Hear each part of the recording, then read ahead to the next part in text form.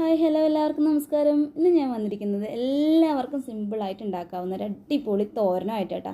നമ്മുടെ പച്ചപ്പയർ തോരൻ ഉണ്ട്. അപ്പോൾ ഞങ്ങളിവിടെ പച്ചപ്പയർ എന്നാണ് പറയാറുള്ളത്. നിങ്ങളുടെ ഇവിടെ ചിലയിടങ്ങളിൽ അച്ചിങ്ങപ്പയർ എന്നാ പല രീതിയിൽ പറയാറുണ്ടല്ലേ. അപ്പോൾ നമ്മുടെ ഈ പച്ചപ്പയർ തോരൻ ഇങ്ങനെ വളരെ സിമ്പിളായിട്ട് ഉണ്ടാക്കുക നോക്കാം.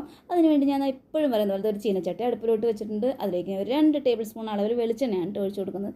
നമ്മുടെ നാടൻ പച്ചപ്പയർ ആയതുകൊണ്ട് തന്നെ ഞാൻ വെളിച്ചെണ്ണയിലാണ് നമ്മൾ ഈ ഒരു തോരൻ ഉണ്ടാക്കുന്നത്. അതിലേക്ക് കുറച്ച് കടുകും കൂടി നമുക്ക് ഇട്ട് കൊടുക്കാം. അത് ഇവിടെ ചടപടാന്ന് പൊട്ടി തുടങ്ങിയിട്ടുണ്ട്. അപ്പോൾ കടുക് കംപ്ലീറ്റ് പൊട്ടി കഴിഞ്ഞിട്ടുണ്ട് കേട്ടോ. അപ്പോൾ ഇതിലേക്ക് ഞാൻ ഒരു സവോള മീഡിയം ടൈപ്പിലുള്ള ഒരു സവോള ഞാൻ എടുത്തിരിക്കുന്നത്. അത് ഞാൻ ചെറുതായിട്ടൊന്ന് കട്ട് ചെയ്തെടുത്തിട്ടുണ്ട്. അതും കൂടി നമുക്ക് ഇതിലേക്ക് ഒന്ന് ചേർത്ത് കൊടുക്കാം.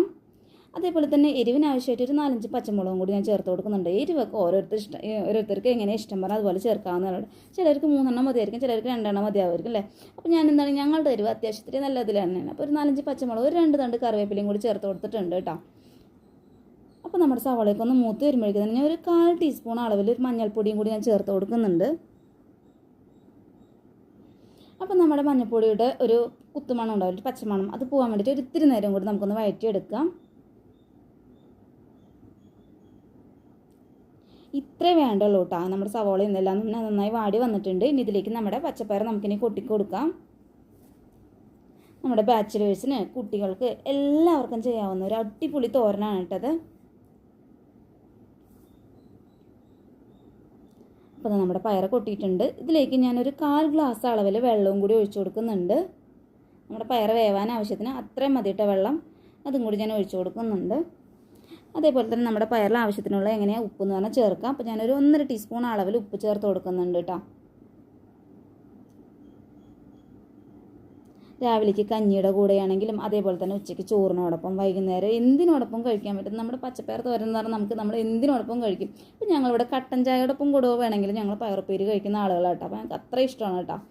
അപ്പോൾ നമ്മുടെ ഒരു പയറുപ്പേര് ഇപ്പം ഞാൻ നന്നായിട്ട് ഇളക്കി എടുത്തിട്ടുണ്ട്. അതേപോലെ തന്നെ ഇനി നമുക്കൊരു തട്ട് വെച്ചൊന്ന് വേവിച്ചെടുക്കാനുണ്ട് കേട്ടോ. അപ്പോൾ ഒരു തട്ട് വെച്ച് ഒന്ന് അടച്ചു കൊടുക്കുക 2-3 മിനിറ്റ് നേരത്തേക്ക് കേട്ടോ. നമ്മൾ ഇടയ്ക്കിടയ്ക്ക് ഇളക്കി കൊടുക്കണം. എന്താ പറഞ്ഞാൽ വെള്ളം നമ്മൾ കുറച്ച് ഒഴിച്ചിട്ടുള്ളൂ. അപ്പോൾ ആ ഒരു വെള്ളത്തിൽ തന്നെയാണ് നമ്മളൊരു പയറുപ്പേര് വേവിച്ചെടുക്കുന്നത്. ആ വീരിലും അങ്ങനെയാണ് കേട്ടോ. അപ്പോൾ നമ്മുടെ പയറുപ്പേര് ഒന്ന് ഇതായിട്ടുണ്ട്, ഒന്ന് വാടി വന്നിട്ടുണ്ട് കേട്ടോ. ഒരു 3 മിനിറ്റൊക്കെ ആയിട്ടുള്ളൂ. അപ്പോൾ നമുക്ക് ഒന്നുകൂടി ഒന്ന് അടച്ച് വേവിക്കാനുണ്ട് കേട്ടോ. അപ്പോൾ ഞാൻ ഒന്നുകൂടി തട്ട് വെച്ചിട്ടൊന്ന് അടച്ചു കൊടുക്കുകയാണ്. വളരെ സിമ്പിളായിട്ടുള്ള ഈ ഒരു ഉപ്പേരി ഉണ്ടാക്കാനായിട്ട് വേറെ ഒന്നും വേണ്ട ആവശ്യമില്ല. ഇത്രയും സാധനങ്ങൾ മാത്രം മതി.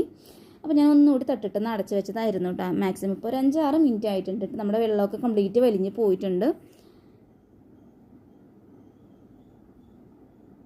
വെള്ളം കംപ്ലീറ്റ് വറ്റിയിട്ടുണ്ട്. അതേപോലെ തന്നെ നമ്മുടെ പയറൊക്കെ നന്നായിട്ട് കുക്കായി വന്നിട്ടുണ്ട് കേട്ടോ. ഇത്രയേ ഉള്ളൂ നമ്മുടെ സിമ്പിളായിട്ടുള്ള നമ്മുടെ പയർ തോരൻ ഉണ്ടാക്കാനായിട്ട്. അപ്പോൾ നിങ്ങൾക്ക് എല്ലാവർക്കും തന്നെ ഈ ഒരു പയർ തോരൻ ഇഷ്ടപ്പെട്ടിട്ടുണ്ടാകുമെന്ന് വിചാരിക്കുന്നു. നിങ്ങളെല്ലാവരും തന്നെ ഇതേപോലെ ട്രൈ ചെയ്ത് നോക്കുക. എങ്കിലപ്പോൾ അടുത്ത നല്ലൊരു വീഡിയോയിലൂടെ നമുക്ക് വീണ്ടും കാണാം.